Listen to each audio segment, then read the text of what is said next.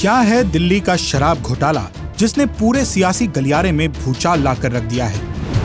शराब की चंद बोतलों ने कैसे छीनी अरविंद केजरीवाल और मनीष सिसोदिया की रातों की नींद? आखिर अपनी ही बनाई हुई नीतियों में कैसे फंस गए मनीष सिसोदिया? क्या आपके बाकी नेताओं पर भी लटक रही है मुसीबत की तलवार? क्या है इस शराब घोटाले के पीछे का पूरा सच? सीबीआई के मुताबिक इस खेल के मास्टरमाइंड कहे जाने वाले मनीष सिसोदिया पर कौन कौन से लगे हैं आरोप? इस सब के बाद भी आखिर क्यों कॉन्फिडेंट दिखाई दे रहे हैं अरविंद केजरीवाल? आज हम आपको इस वीडियो में पूरे शराब घोटाले के बारे में बताने वाले हैं और इस मामले में शुरू से अब तक क्या क्या हुआ है, हर एक घटना की सिलसिलेवार जानकारी आपको आज हम इस वीडियो में देने वाले हैं। तो इस सब की शुरुआत होती है 2021 में, जब दिल्ली सरकार अपना नया बजट पेश करती है जिसमें नई एक्साइज पॉलिसी की पेशकश की जाती है, जिसके जरिए सरकार का अच्छा खासा रेवेन्यू इकट्ठा करने का इरादा था। लेकिन पॉलिटिक्स में अक्सर जो चाहो वो होता नहीं है। सरकार की इन नीतियों को अभी साल भर भी नहीं हुआ था और दिल्ली सरकार पर मुसीबतों की तलवार लटकना शुरू हो गई। नवंबर 2021 में जब दिल्ली सरकार ने बड़े जोर शोर से नई एक्साइज पॉलिसी लॉन्च की, जिससे दिल्ली में शराब काफी सस्ती हो गई और रिटेलर्स को डिस्काउंट देने की छूट भी मिल गई। इस नई शराब नीति के तहत शराब का कारोबार पूरी तरह से निजी हाथों में सौंप दिया गया और दिल्ली सरकार इससे पूरी तरह बाहर आ गई। बता दें कि दिल्ली में कुल 32 जोन हैं। एक जोन में ज्यादा से ज्यादा 27 दुकानें खुल सकती थी। सरकार की माने तो उनके हिसाब से इस नई एक्साइज पॉलिसी से माफिया राज भी खत्म होने का दावा था। अब अगर बात करें इससे पहले की पॉलिसी की, तो ये सारे रिलैक्सेशन उसमें नहीं थे और तस्वीर बिल्कुल अलग थी। इसी के चलते विपक्षियों ने आरोप लगाए कि शराब लाइसेंस बांटने में धांधली हुई है। आरोप ये लगा कि इन नीतियों के जरिए सिर्फ चुनिंदा डीलर्स को ही फायदा पहुंचाया गया। जुलाई 2022 आते आते इस मामले ने इतनी तेजी पकड़ ली कि उपराज्यपाल को बीच में आना पड़ा और उन्होंने मुख्य सचिव से रिपोर्ट मांग ली, जिसके बाद रिपोर्ट के आधार पर सीबीआई जांच को एलजी ने मंजूरी दे दी। उसी केस की जांच करते हुए सीबीआई ने इस मामले के प्रमुख आरोपी बताए जा रहे मनीष सिसोदिया को अरेस्ट कर लिया, जिनसे वर्तमान में पूछताछ की जा रही है। अब तक इस मामले में मनीष सिसोदिया के साथ साथ 15 अन्य लोगों को सीबीआई ने गिरफ्तार किया है। आइए एक नजर डालते हैं मनीष सिसोदिया पर लगाए गए आरोपों पर।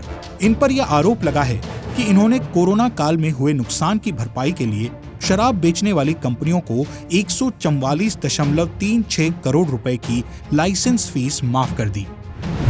विदेशी शराब और बियर के केस पर मनमाने ढंग से 50 रुपए प्रति केस की छूट दे दी, जिसका फायदा इन कंपनियों को मिला।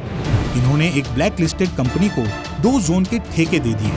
इन पे आरोप लगा कि कार्टेल पर पाबंदी के बावजूद भी शराब विक्रेता कंपनियों के कार्टेल को लाइसेंस दिए गए। बताया जा रहा है कि इन्होंने बिना एजेंडा और कैबिनेट नोट सर्कुलेट कराए कैबिनेट में मनमाने तरीके से प्रस्ताव पास कराया। आरोप ये भी है कि इन्होंने शराब विक्रेताओं को फायदा पहुंचाने के लिए ड्राई डे की संख्या 21 से घटाकर 3 कर दी। मास्टर प्लान के नियमों का उल्लंघन करते हुए नॉन कन्फर्मिंग इलाकों में शराब के ठेके खोलने की इजाजत दे दी। ठेकेदारों का कमीशन 2.5% से बढ़ाकर 12% कर दिया गया। इन पर यह आरोप भी लगा है कि एलजी की मंजूरी लिए बिना 2 बार पॉलिसी को एक्सटेंड किया गया और मनमाने तरीके से डिस्काउंट ऑफर दिए गए, जिससे चुनिंदा कंपनियों को फायदा पहुंचा। इस नई पॉलिसी को लागू करने में GNCT act 1991, transaction of business rules 1993, Delhi excise act 2009 और दिल्ली एक्साइज रूल्स 2010 का उल्लंघन भी किया गया। इन सारे आरोपों के बाद जांच का एक ऐसा दौर शुरू हुआ जो काफी लंबे समय तक चला, जिसमें सीबीआई के साथ साथ ईडी भी शामिल हो गई। 17 नवंबर से लेकर 26 फरवरी तक चली इस जांच में कई जगह पर छापे मारे गए, जिसमें सीबीआई की टीम ने गाजियाबाद स्थित पंजाब नेशनल बैंक में सिसोदिया के बैंक लॉकर को भी खंगाला। सीबीआई के बाद ईडी ने भी इस नई एक्साइज पॉलिसी के मामले में जांच शुरू की। वहीं दूसरी तरफ अगर मनीष सिसोदिया की माने तो उन्होंने अपने ऊपर लगे इन सारे आरोपों को नकार दिया है और कहा है कि मैं बिल्कुल निर्दोष हूं और सच बहुत जल्दी लोगों के सामने आएगा।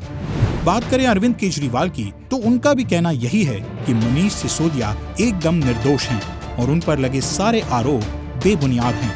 मनीष सिसोदिया के वकील की कोशिश होगी कि उन्हें जल्द से जल्द जमानत मिल जाए। एक तरफ देश की सबसे बड़ी जांच एजेंसी सीबीआई है, वहीं दूसरी तरफ आम आदमी पार्टी के अरविंद केजरीवाल और मनीष सिसोदिया। देखना दिलचस्प होगा कि ये मामला आगे कौन सा मोड़ लेता है और कौन सही है और कौन गलत, या फिर इस मामले में अभी और परतें खुलना बाकी हैं। लेकिन ये बात तो तय है कि 2024 के लिए ये मुद्दा काफी महत्वपूर्ण साबित होगा। अगर आपको हमारा ये वीडियो अच्छा लगे तो अपने मित्र और रिश्तेदारों से शेयर कीजिएगा और देश और दुनिया की खबरों के लिए जुड़े रहिएगा। ये है सीधी लकीर।